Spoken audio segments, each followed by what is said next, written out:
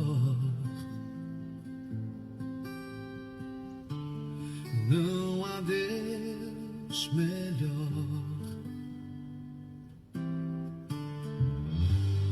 Não há Deus tão grande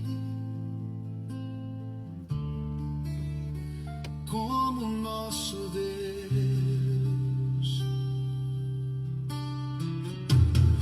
Não há Deus maior. Não há Deus maior. Não há Deus melhor. Não há Deus tão grande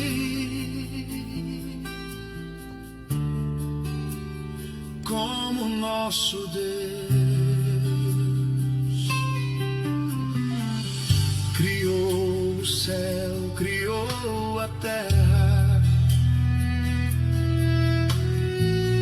criou o sol e as estrelas. Tudo Ele fez, tudo criou, tudo formou para o seu louvor, para o seu louvor, para o seu,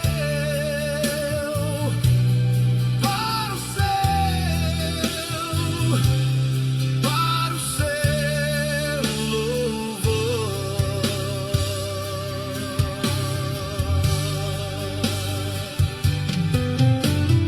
Deus, sara esta nação com o teu poder, com o óleo da tua unção. Deus, sara esta nação com o teu poder, com o óleo da tua unção.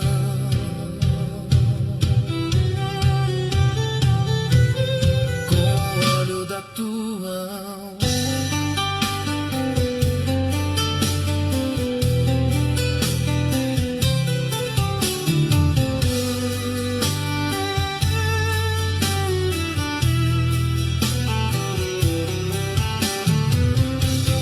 Para o seu louvor, para o seu louvor, para o teu, para o teu, para o seu louvor.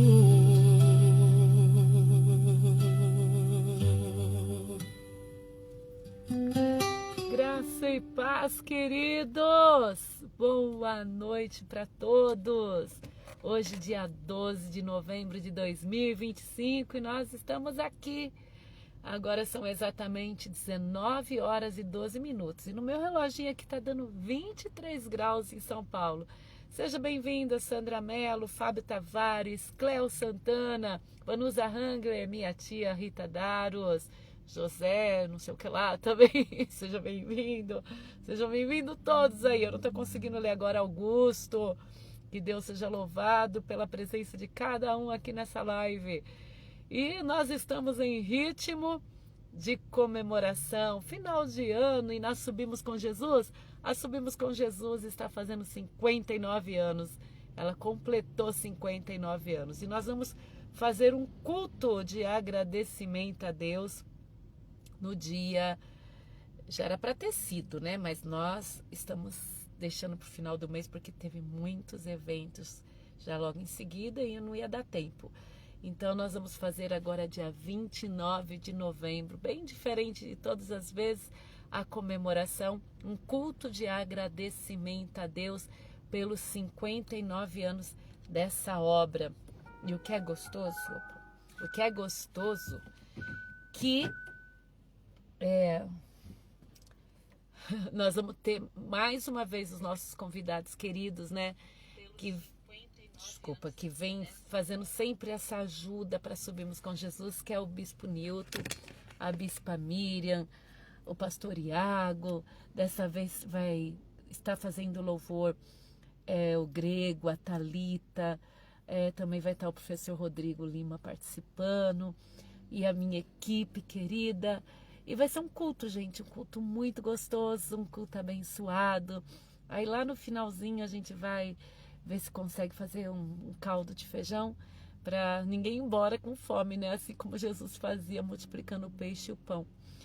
E você, tá animadinho para ir? Nós já conseguimos o terreno para fazer o estacionamento novamente.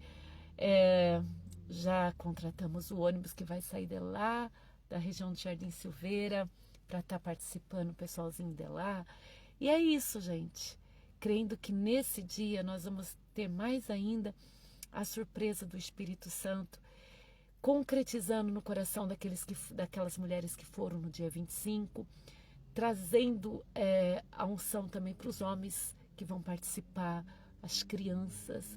E eu estou crendo muito. Seja bem-vinda Simone Ravaiani, Tamires Marcelli. E eu quero também agradecer, já aqui também em live mais uma vez, a todos vocês que, de uma maneira encantadora, escreveram coisas tão lindas relacionadas ao meu ministério, relacionadas ao meu trabalho, não somente em toda a minha vida, mas principalmente entrou em evidência, né, esses 5 anos sem a pastora Clau, que vai fazer 5 anos em janeiro. Entrou bastante em evidência, porque todos que cresceram à nossa volta, todos que participaram do ministério a vida inteira, que assistiam esse ministério, sabe o quanto a pastora Clau e eu éramos ligadas, né? Ligadas. Eu falo que eram 2 corpos e uma alma. E ninguém, assim, em sã consciência, sabia que Deus ia continuar a obra. Ninguém em sã consciência imaginava que eu ia sobreviver com a obra ainda, né? Ainda fazendo a obra do Senhor, continuar florescendo, não sei até quando, mas por esses 5 anos já tem valido, né, gente? Já valeu tudo que o Senhor tem feito na nossa vida. E é incrível que as pessoas começaram a entender, né, a dor. E eu até comentava ontem com algumas pessoas que, assim, eu sempre trabalhei com a pastora Clau, eu sempre me dediquei para a obra de Deus da mesma maneira, né? Não com a mesma dor, mas da mesma maneira. Mas eu nunca tive a pretensão de alguém me enxergar. Por quê, gente? Eu cresci no ministério e eu vi a pastora Clau muito cheia do Espírito Santo, muito cheia do poder de Deus. E ela era muito perseguida. Desde que eu me conhecia por gente, eu vi a perseguição dela como mulher de Deus mesmo. O machismo, o preconceito, a inveja, a luta de reino mesmo. E eu sabia o quanto ela era valorosíssima em Deus, quanto ela era capaz, inteligente.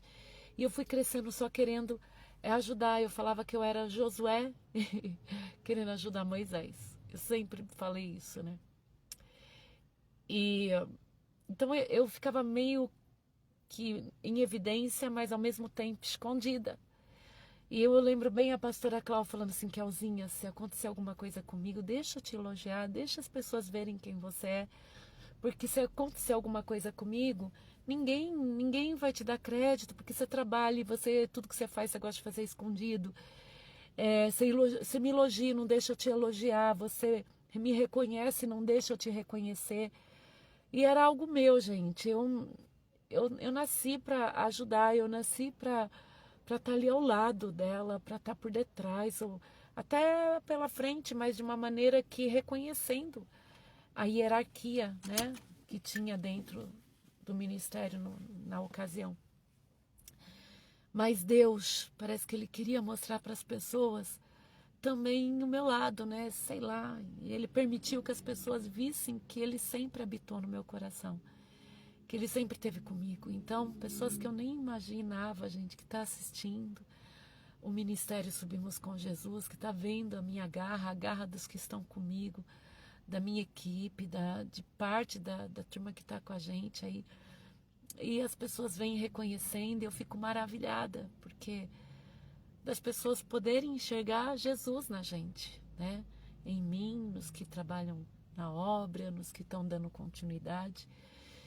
E é lindo ver como Deus, Ele no meio do caos, Ele traz à existência o amor da gente por Ele. Muitas pessoas falam assim, Deus não julga. Deus não julga isso, Deus não julga aquilo. Mas nós esquecemos de um versículo que fala bem assim: quem crer e for batizado será salvo. Quem não crer já está condenado. Então muitas pessoas, elas não interpretam direito que aqueles que não creem que Jesus é o Filho de Deus, que Jesus é o Salvador, já está condenado. Então não há o que julgar. Então as pessoas falam assim, a religião julga, a religião fala. Voltamos. Que a religião evangélica cristã, ela condena as pessoas. Não, pela nossa concepção, pela nossa visão bíblica, já está condenado. Já está. Nós não estamos condenando ninguém. Porque Jesus veio justamente para pegar a nossa condenação e levar sobre ele. Ele veio justamente para levar a nossa morte sobre ele na cruz. E muitas pessoas esquecem o valor da cruz. Lá na cruz não tinha, desculpa as demais religiões, mas não tinha nenhum santo na cruz lá por mim. Não tinha nenhum líder, seja islâmico, seja budista, seja indiano, seja da Umbanda, do Candomblé, do Espiritismo. Não tinha nenhum deles lá, nenhum guia, nem nada, morrendo no meu lugar. Então eu tenho a visão que quem morreu no meu lugar foi Jesus.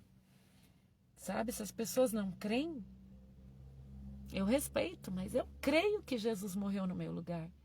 Eu creio que Jesus levou sobre ele as minhas maldições. E essa perseguição que a gente vê hoje, e a gente fala, está no final dos tempos.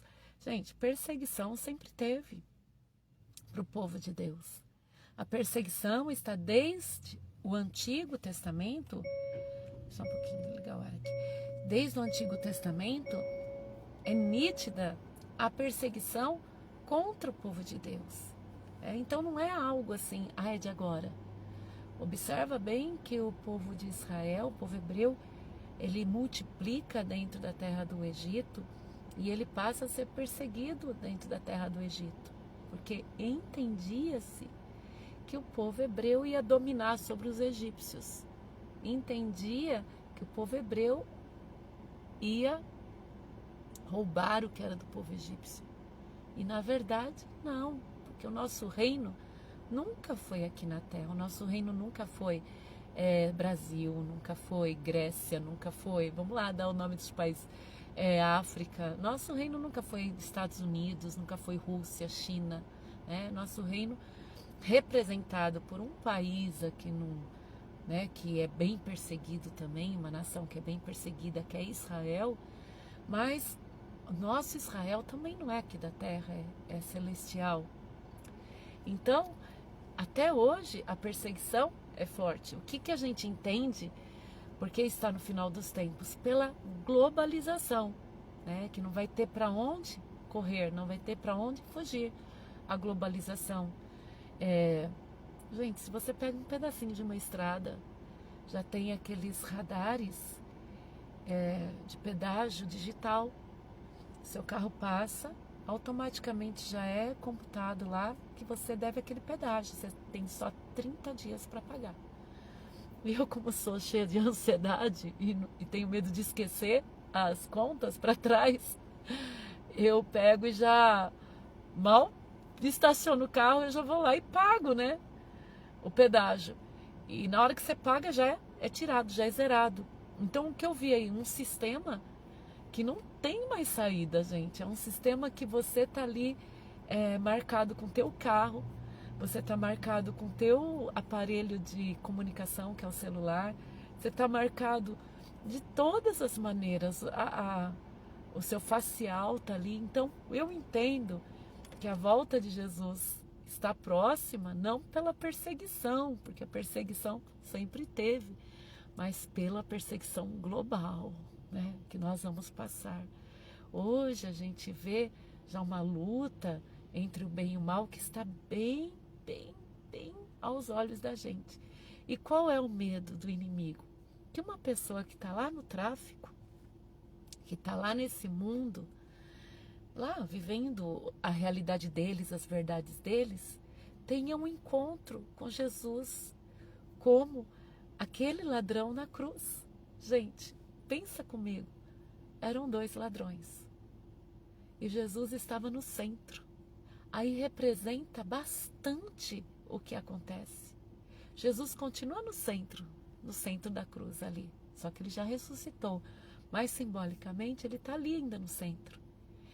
E nós não somos diferentes daqueles bandidos que estavam ao lado de Jesus. Só que a diferença está na decisão. Porque um deles simplesmente falou: Senhor, quando entrares no teu reino, lembra-te de mim. E Jesus falou assim: hoje mesmo estarás comigo no paraíso. O outro ladrão, que tinha os mesmos, né, a mesma justiça cometendo para ele, Jesus não merecia, mas os 2 mereciam. Ele já zomba de Jesus. Ele já fala: você não é filho de Deus? Desce da cruz, livra-te e livra nós também. Muitos evangélicos, muitos que vêm para o cristianismo, estão com a visão desse bandido que não foi salvo. Muitas pessoas que estão no mundo, que se desviaram da palavra, estão com essa visão. Muitas pessoas que estão caminhando nas suas religiões com essa visão, que Jesus veio para nos tirar de certas cruzes. Muito pelo contrário, Jesus falou assim: pega a tua cruz e siga-me. Quem crê, pega a tua cruz e siga-me. Então, para seguir a Jesus, é necessário pegar a cruz. Então, as pessoas, elas aprontam a vida inteira, né? Promiscuidade, dorme, deita com meio mundo aí.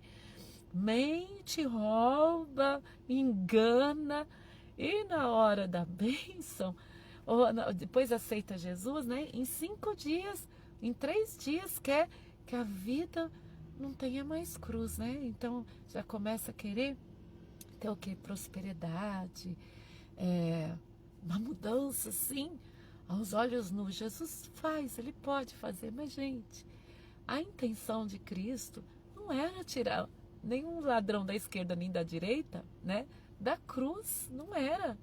A intenção de Jesus, naquele momento, era abrir caminho para que o espírito do homem voltasse a ter vida, né? Porque nós somos um espírito vivendo num corpo. E a alma nos interliga a isso, né? A alma onde estão os desejos, mas nós temos um espírito. E antes de aceitar Jesus, é um espírito com morte.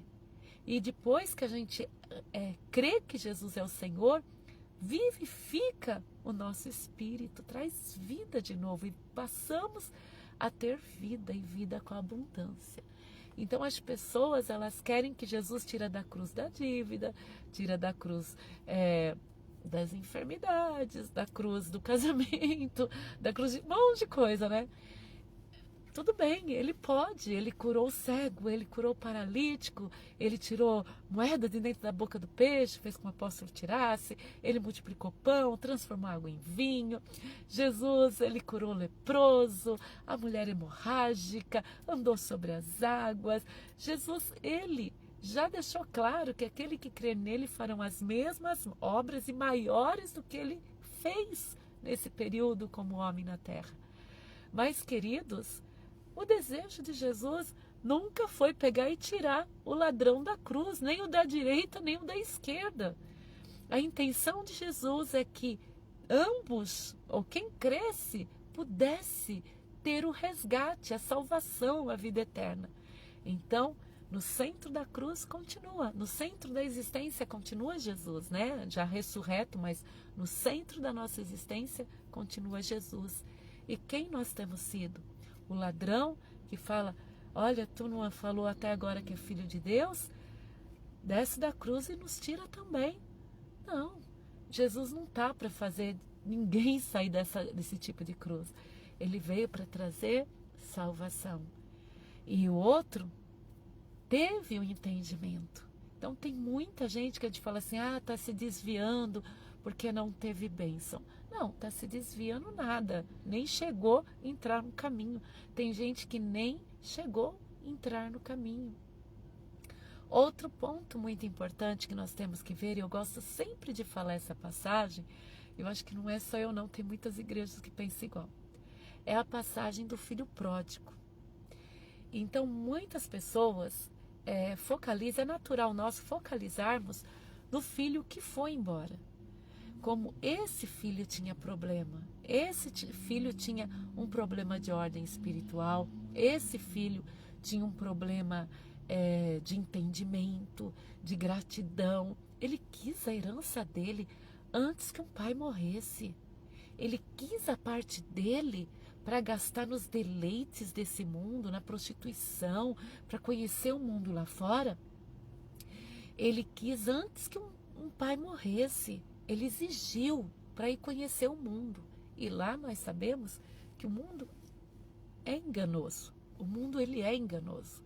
Ele nos tira da presença do Pai, nos oferecendo aquilo que ele não tem. O mundo é ilusão. E até Jesus, a palavra de Deus fala que nos últimos tempos, acho que é o próprio Jesus mesmo, agora não lembro, nos últimos tempos vai ser como comichão nos ouvidos, porque ninguém quer saber a verdade. E é o que está acontecendo.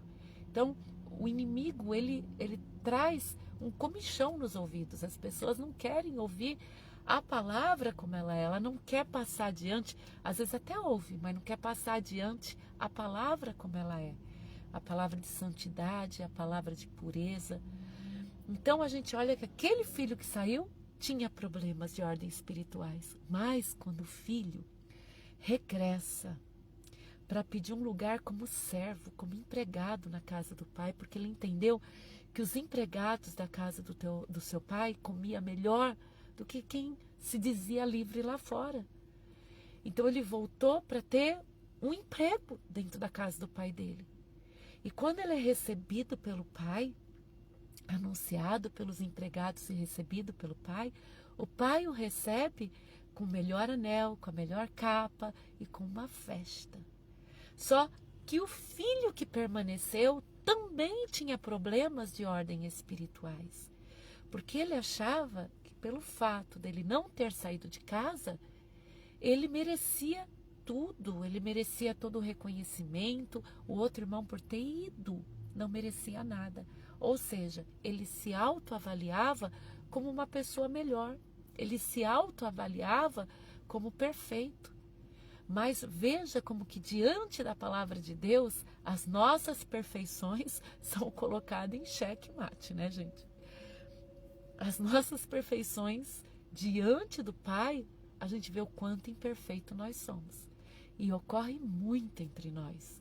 Da gente falar assim, eu nunca saí da igreja. Desde pequenininha eu estou na casa do Senhor. Faz anos que eu estou na igreja. Mas faz anos que está na igreja com o coração cauterizado. Tudo tá bom, tudo tá legal, porque Deus está fazendo do jeito que você gosta, sabe? Você, às vezes, tá lá, né? Vou falar você é meio estranho, né? A pessoa tá lá dentro da igreja e ela acha que tá assim, brilhando a purpurina, porque ela tá dentro da igreja, ela é a melhor.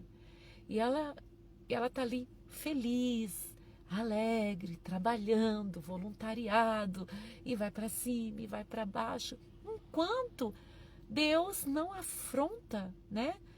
Não vem em confronto com a sua maldita personalidade carnal, né? Quando Deus vai agir da maneira dele, diante dos filhos pródigos, diante dos servos, diante das pessoas, as pessoas se manifestam. Aí vem aquela cara de azedume no culto. Aí vem aquele, ai, eu tô triste, ai, tô abatido, ai, tô cansado, ai, eu tô injuriado. Gente, se isso tem entrado no teu raciocínio, volta correndo pro raciocínio da libertação. Por quê? Enquanto Deus não opera na vida daquele que a gente tem como errado, que a gente tem como inferior, que a gente tem como o perdido, né? Enquanto Deus, a gente não está vendo Deus abastecer a casa daqueles que a gente tem por ímpio, enquanto a gente não vê o casamento de que a gente não gosta abençoado, enquanto a gente não vê o inimigo mais bonito, mais próspero, a gente está de boa na casa do Pai. A gente está servindo, a gente está no voluntariado, a gente está comendo, bebendo, a gente está em todo lugar. Ai, eu amo esse Deus, meus pastores são maravilhosos, estou aqui para servir. As mesmas frases, gente. Mas quando Deus, Ele fala, eu tenho um posicionamento, meu posicionamento é bondade, é perdão, é justiça. Porque Deus conhece o coração do filho que ficou. Deus conhece o coração das pessoas. E Ele sabe que um pequeno contra, um pequeno não, naquilo que as pessoas acham que é certo, vai entrar em confronto. E vai demonstrar verdadeiro eu que está guardado. Gente, é fácil a gente apontar o dedo para os outros e falar assim, aquela pessoa, ela é difícil, né? Eu falo para quem está do meu lado, gente, a pessoa é difícil. Mas será que você não é fácil porque você está do meu lado? Tem acesso, a hora que você quer estar junto comigo, essas pessoas têm o mesmo grau de amor, ou o mesmo grau de possessão, mas não têm o mesmo acesso. Então é fácil a gente avaliar os outros como errado quando a gente é pior, enquanto não é desmascarado. Será que eu estivesse do lado de muitos que estão ao meu redor, se eu não estivesse ao lado, se eu estivesse dando atenção para os outros, essas pessoas não iriam também manifestar da mesma maneira? Sim, é óbvio. Será que se Deus pegar e abençoar aquela pessoa que sempre te judiou, será que você vai ficar tão feliz assim? Ou você vai entrar naquele confronto? Poxa, a pessoa é tão má e Deus abençoa aquela pessoa. Porque aos nossos olhos há um limite. Nos olhos de Deus há profundidade. E Ele conhece profundamente. Minha mãe sempre falava algo para mim. Deus dá o cobertor conforme o frio. E o frio conforme a gente tem o cobertor. Então, muitas vezes, né, a gente fica todo felizinho na igreja, todo carinhoso, todo fonfon, seja na nossa, em outra, né? A gente até concorda com a pregação, a gente até acha que está certo, mas na hora do vamos ver mesmo, aquela velha maldita criatura, ela vem em evidência. Pastora, ela é trazida? Não, ela está lá escondida, ela está lá camuflada dentro, ela está lá, sabe, confortável, porque ninguém afrontou ela. Ela está lá se deleitando, porque todo já foi tirado que ela não gosta de volta. Mas está lá enganando a pessoa. Está enganando a pessoa, fala, eu estou liberta. É muito fácil falar assim, eu estou liberta, eu não sou mais mulherengo, porque nenhuma mulher mais chegou perto. Né? Eu estou liberto da bebida, mas a primeira festa que vem o cheiro do álcool, a pessoa cai. Eu estou liberto dos jogos, até não ficar sozinho com o celular. Né? Eu estou liberto da mentira, até não ser colocado na parede. Então nós temos que tomar cuidado, que tem muito pecado que está aí camuflado, escondido, abusando da nossa bondade, vivendo na casa sem a gente ter dado permissão. Ou dado permissão, né? Então vamos lutar, vamos deixar Deus nos corrigir. O Evangelho não é ficar passando a mão na cabeça. O Evangelho, ele confronta com o nosso pecado e fala, que religião faz isso? Que religião faz isso? Vamos deixar o judaísmo, né, que é bem complicado e é a nossa base inicial. Mas fala, que religião confronta a promiscuidade? Que religião confronta o sexo ilícito? Que religião confronta a mentira e fala que quem mente é filho do diabo? Que religião confronta os ídolos? Qual a religião que confronta a sedução? Qual a religião que confronta o pecado? Não existe, gente, só o cristianismo. Só o cristianismo. E nós estamos querendo ficar como as demais religiões? Nós estamos querendo que o nosso Deus não venha nos confrontar? Ele deixou o Espírito Santo para dar aquela tristeza dentro do coração da gente. Ah, se você não sente uma tristeza quando alguma coisa está errada, tem alguma coisa errada com você. Porque o Espírito Santo, ele coloca, sabe, uma tristeza bem profunda. E se você vai conversar com alguém, eles vão falar assim, é o diabo. Não é não, gente. É o Espírito Santo. Ele coloca uma mágoa dentro da alma da gente. Como dizia a minha mãe, parece que a gente matou alguém inocente. Parece que a gente adulterou. Ela falava, eu nunca nem adulterei, nunca matei ninguém, mas é um sentimento forte. Assim, gente.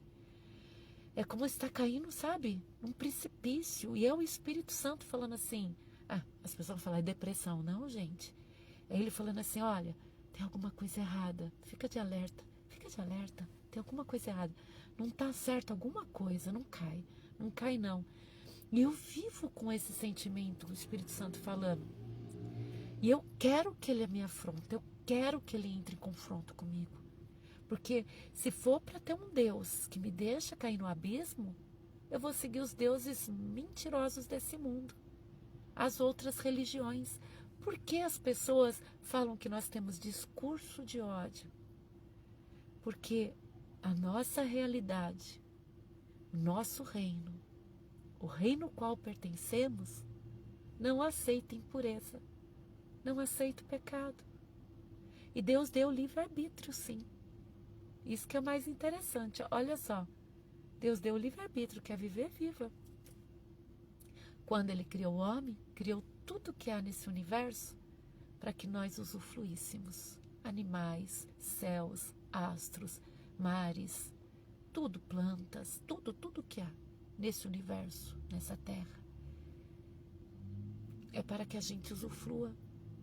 Só que quando Ele nos entregou, Ele não falou, olha, vocês não podem deixar entrar esse ou aquele. Ele só falou assim, ó, não come dessa fruta, só me obedece. Por isso é tão importante a obediência. Ele só falou, só não come dessa fruta. Quer dizer, você pode receber muitas pessoas na sua vida, mas não pode permitir que elas dominem a tua obediência a Deus. Você pode ter contato com gente de todas as religiões, com todos os pensamentos. Sabe, pessoas com outras condutas sexuais. Só não pode permitir que elas nos façam comer da desobediência a Deus. É interessante, gente. Deus deixou a escolha para cada pessoa. Simplesmente não vamos entrar no reino dele, porque no reino dele não entra imperfeição. Por isso que nós temos que ser perfeitos, como Cristo foi perfeito e é perfeito. É muito interessante. Você prova que está liberta, e eu também, quando nós convivemos com esse mundo todo, porque Jesus, na última oração por nós, ele falou assim, eu não peço que os tire do mundo, mas peço que os livre do mal. Jesus, ele deixa bem claro que nós somos a luz desse mundo. Ele deixa bem claro que nós somos o tempero dessa terra. Quer dizer, ele nos permite viver no meio de ímpios, ele nos permite viver em lugares difíceis, em situações complicadas, para que possamos dar um bom testemunho, para que possamos levar a palavra dele e o reino dele. Então, queridos, hoje eu quero deixar só uma palavra, um versículo, ler com vocês, que nem precisa ler nesse versículo, que é João 3,16. Está escrito assim, porque Deus amou o mundo de tal maneira que deu seu Filho unigênito, para que todo aquele que nele crê não pereça, mas tenha a vida eterna. Então que esse versículo fique no nosso coração, na nossa vida, e que possamos juntos tocar nas orlas das vestes de Jesus e sermos curados. Curados da hemorragia na alma, curados da hemorragia de pensamentos ilícitos, que nós sejamos curados das mágoas, do pecado, que o pecado, ele é uma doença na alma que corrói, que o Senhor verdadeiramente venha nos libertar de todas as amarras do adversário, que todos os comichões saiam dos nossos ouvidos, todas as fábulas pregadas pelo inimigo para nos enganar, sejam desfeitas, todo engano não chegue em nenhum de nós, e que a vitória do Espírito Santo entre na nossa vida, que possamos ser testemunhos vivos da presença de Deus, que antes da gente se contaminar com o mal que há nesse mundo, que possamos transmitir as boas novas para as pessoas. E cada um que chegar ao meu lado, ao teu lado, cada um que chegar na nossa vida, ou que fizer já parte da nossa vida, que eles tenham um real encontro com Jesus, porque mais gente servindo a Deus, a nossa jornada fica mais fácil, a nossa jornada fica mais leve, a nossa jornada fica mais gostosa. Quanto mais gente capacitada no Espírito Santo, quanto mais gente abençoada, liberta, quanto mais gente amando apaixonadamente a Jesus, mais fácil fica de atravessarmos as guerras, os desertos, de chegarmos firmes na nova cidade, a nova Jerusalém. Que Deus nos abençoe, que Deus nos fortifique. E se por algum momento, nesses dias atrás, que passou o inimigo, te envolveu para que você fosse a velha criatura, pode crer, para mim também. Vence, levanta de novo, resista. Sabe, eu vou nesse carro, tem tantas coisas que eu não sei nem se está certo, se está errado, sabe, gente? Mas eu só vou falando para Deus, não me deixa cair, não deixa eu falhar, e onde eu falhei me perdoa. E essa, queridos, é a diferença, porque Davi era chamado um homem segundo o coração de Deus, porque ele falava: contra ti pequei, somente contra ti pequei, Senhor. Em todo tempo, Davi reconhecia que o erro era dele, o pecado era dele, a decisão errada foi dele. E Davi, ele não transportava o erro dele para outras pessoas.